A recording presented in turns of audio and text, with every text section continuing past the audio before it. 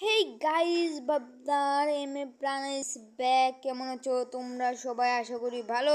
And guys, তোমাদের মাঝে তোমরা তো থাম্বনেল দেখে বুঝে গেছো হয়তো কিরকম আজ ম্যাচটা হতে চলেছে। ভাঙ্গাচুরা স্কোর নিয়ে কথা বলতে বলতে আমরা কিন্তু পিকে যাওয়ার উদ্দেশ্যে দিয়ে আমরা করে ল্যান্ডিং। এখানে কিন্তু আমার টিমমেট বলে পিকের নামে যাও সাইটে, আর আমরা কি থাকতে পারবো না কি পিকের সাইটে আমরা ল্যান্ডিং আমি কিন্তু নামিয়ে যাব এই পিকের সাইডে। এখানে আমি নামতেছি গাইস, দেখতে পাচ্ছিস। আর আমরা কিন্তু প্যারাশুটে এন্ড ল্যান্ডিং হয়ে গেছি। এখানে দেখতে পেয়ে যাও আমরা ভিজন পেয়ে গেছি, আর এখানে দৌড়ে বাইরেতে পেয়ে যাই ম্যাক্স 7। ওকে গাইস, আর এখান থেকে আমরা ডাইরেক্ট এসে যাই পিকের এখানে পিকে যায় আমার 2 নম্বর টিম।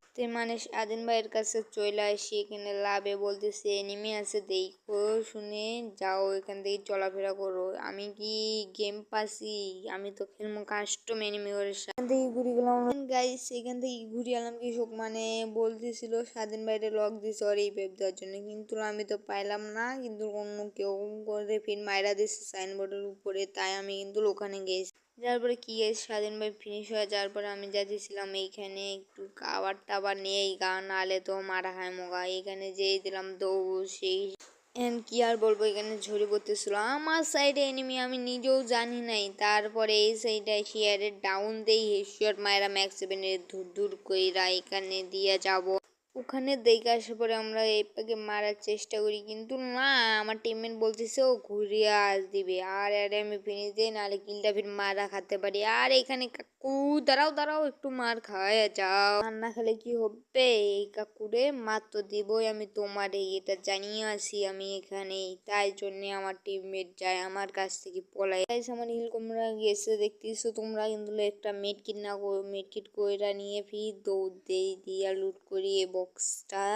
আর কি বলবো গাইস, এখানে লুট করতেছিলাম, এখানে লুট কইরা বলতেছে পাশে থেকে নেমে যাতে আমার 4 নম্বর মানে জিডব্লিউ জয়।